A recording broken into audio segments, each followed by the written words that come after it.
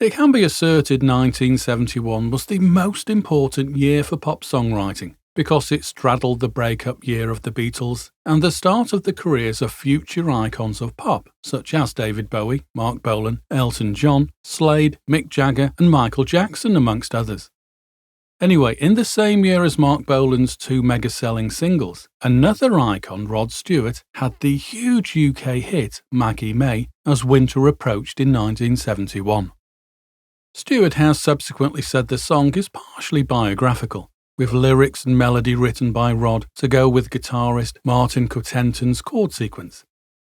Now, I think it's fair to say Maggie May is still as popular today as it was in 1971, despite it being about Rod's conflicted emotions concerning his morally dubious first sexual encounter as a schoolboy with an older woman at the 1961 Bewley Jazz Festival in Hampshire.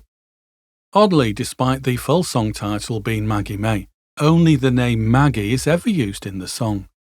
Perhaps Rod Stewart got the title from another song called Maggie May as inspiration, made famous by the Beatles, seeing as that song is a traditional Liverpool folk song about a prostitute who robbed a homeward bounder, a sailor coming home from a round trip to America. Interestingly, Rod Stewart's huge number one hit, Maggie May, was originally released as the B-side of Reason to Believe. But, after audiences preferred it, UK radio stations began playing Maggie May instead, and Maggie May headed the UK charts for 5 weeks from October the 9th, 1971, and was one of the biggest selling singles of that year.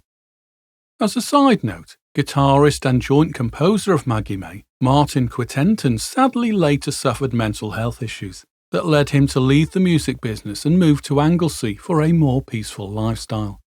In fact, Martin had originally turned down the offer of joining Rod's band The Faces when Maggie May became a huge hit in 1971 because he didn't like their raucous rock and roll lifestyle. Speaking of a raucous rock and roll lifestyle, also in 1971, the Rolling Stones had their controversial hit Brown Sugar in the charts, with its references to slavery and misogyny seemingly overlooked at the time. Interestingly, Brown Sugar had a slow burn gestation period before it became a best-selling hit. It had been recorded around 18 months earlier, in December 1969, but owing to legal difficulties, it wasn't released as a 45 until April 1971 as the first single from the band's album Sticky Fingers. Though Brown Sugar only reached number 2 in 1971, it spent such a long time in the charts it racked up massive sales. Enough combined sales, in fact, to compete with other hits that did get to number 1 that year. Incidentally, Brown Sugar was kept off the top spot by Knock 3 Times by a trio called Dawn, another slow burn song recorded and originally released in November 1970. Knock 3 Times is a further example of a song that sounds facile and innocuous until the lyrics are studied more closely. Anyway, as you'll appreciate then, record companies sometimes did allow songs and artists to develop at the start of the 1970s, even if the songs didn't appear to initially recoup the financial amount invested in them by record labels. By the way, though credited to the long-established Rolling Stones writing partnership of Jagger and Richards, Brown Sugar was written entirely by Mick Jagger, lyrics and music. Yes, Keith Richards did add his infamous guitar riff to Jagger's chord structure. It didn't matter though, because Mick and Keith, like Lennon and McCartney before them, had made an agreement between themselves that all their songs, regardless of who wrote it, would get shared songwriting credits. As people started to question the lyrical theme of Brown Sugar, Jagger adapted and softened his controversial words over the decades during live performances. Incidentally, speaking of songwriting credits, the Rolling Stones' later single, from 1974, It's Only Rock and Roll But I Like It, had actually been written by Ronnie Wood at a jam session at his mansion in Richmond that Mick Jagger, amongst others, had attended and sung on. Other songs were worked on too, but none were as good as It's Only Rock and Roll. The basic rhythm track had been laid down by members of Rod Stewart's band The Faces, including Ronnie Wood and drummer Kenny Jones, during a jam session with Jagger, David Bowie, and bassist Willie Weeks. Apparently, Jagger liked the song so much he took the recording of the basic jam track to Keith Richards, who then later added guitar overdubs, and after some marginal tidying up, it was released in pretty much the same state as it had been recorded by the Faces, Jagger and Bowie at the original jam session. Keith Richards told his close friend Ronnie Wood he'd taken the precaution of removing Wood's guitar parts though. Furthermore, because Wood was still part of Rod Stewart's The Faces, Keith told Ronnie he was now claiming authorship of the song, but Ronnie could have authorship of other songs recorded with Jagger at that particular jam session. That kind of songwriting horse trading was common practice in the 1970s. Bowie frequently did this too. On his 1975 album Young Americans, an unknown at the time session singer called Luther Vandross was called in to help with vocal arrangements. It's been claimed over the years that Vandross sold a few songs to Bowie for his Young Americans album for a flat fee, though with no songwriting credit, and this allowed Bowie to claim all the royalties for those songs. Anyway, back to the 1971 UK singles charts. George Harrison had his first post-Beatles single, My Sweet Lord, heading the British charts after its initial American release in November 1970. My Sweet Lord became the first #1 single by an ex-Beatle, though Harrison originally gave the song to fellow Apple Records artist and Beatles contributor Billy Preston for him to record.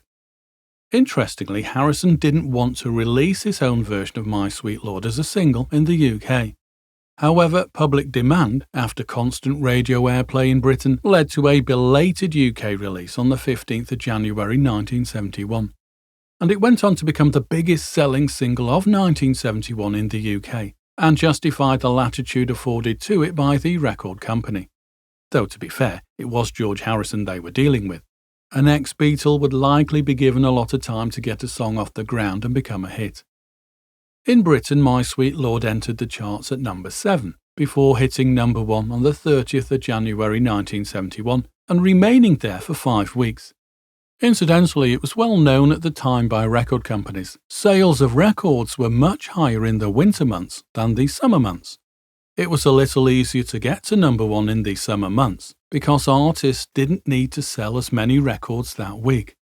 Remember, people had to physically go to record shops to buy the songs they liked. During these summer months, the record buying public was generally on holiday, and didn't therefore buy vinyl records to keep in their holiday suitcase for a couple of weeks before returning home to their record players. The charts worked by counting up who had sold the most amount of singles each week. It didn't roll over. Each week the song started again at 0, regardless of how many had been sold the previous week. So for My Sweet Lord to remain at number 1 during winter, in January and February, when the public was at home, it meant it had to sell a huge amount of records every week. Interestingly, despite the song's title, the words to My Sweet Lord were initially regarded negatively as merely repetitious and perhaps meaningless. Only a little later did critics understand and appreciate Harrison's deeper mystical meaning. Speaking of the Beatles, Lennon's post-Beatles signature song Imagine, taken from his album of the same name, was recorded between May and July 1971. Therefore, it might seem strange initially not to see Imagine in the UK singles chart for 1971. The reason for this is because the song was only issued as a single in Britain in 1975, where it reached number 6 on the UK singles chart that year. It did later get to number 1 following its release after Lennon's murder in 1980. Anyway, all those songs just discussed a moment ago, Hot Love, Maggie May, My Sweet Lord, etc., are still as popular today, if not more so, as they were back in 1971. As I mentioned a moment ago though, there was another song competing for the year's top spot too. That song was called Chirpy Chirpy Cheep Cheep, and it dominated the UK's top position for 5 weeks over the summer of 1971, and sold hundreds of thousands of copies during its chart run. Lyrically, the song initially seems quite vacuous. But, bearing in mind 1971 saw the emergence of great singer-songwriters that regarded lyrics equally as important as the melody, it could be argued there is a darker meaning to the lyrical content of Chirpy Chirpy Cheep Cheep. The song opens with the frequently repeated question, "Where's your mama gone, little baby Don?" before we are given the answer, "She's gone far, far away." And to compound this, we learn Papa has also abandoned baby Don. He too has gone far, far away. This massive 1971 #1 version of Chirpy Chirpy Cheep Cheep had been recorded by a Scottish folk pop band called Middle of the Road in Italy the year before in 1970, whilst they had been touring there.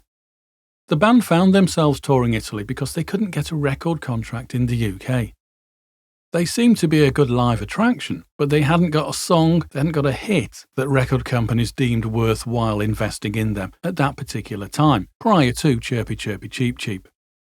The drum beat-driven groove, minimal instrumentation, simple verse and chorus construction, and a call and repeat chant for the song's choruses caught the attention of teenage audiences throughout the world, though it too had a slow burn start before it was a hit in the UK. Also, despite Chirpy Chirpy Cheep Cheep seemingly being a lyrically simple song, debate has continued about its true meaning. Some suggest it is simply about a caged parrot, while others point to the lyrical content clearly indicating a darker theme of child abandonment. I think the minimal amount of lyrics contained in the song makes it hard to definitely decide its meaning either way. One thing is for certain though, if the words are about child abandonment, it's in lyrical juxtaposition to a very upbeat, positive musical backing and melody line. But that kind of music and lyrical juxtaposition is not uncommon in pop. It's an effective and quite common songwriting technique that the song's writer would have been aware about. Anyway, despite recording it and having a huge 1971 hit, Middle of the Road didn't actually write Chirpy Chirpy Cheep Cheep. Singer-songwriter and record producer Harold "Lally" Stott from the northwest England town of Prescott wrote it. So that's the musical backdrop to Chirpy Chirpy Cheep Cheep and the 1971 UK singles chart in general. We'll look at Lally Stott's story next in the second episode of this musical step sequence of movies.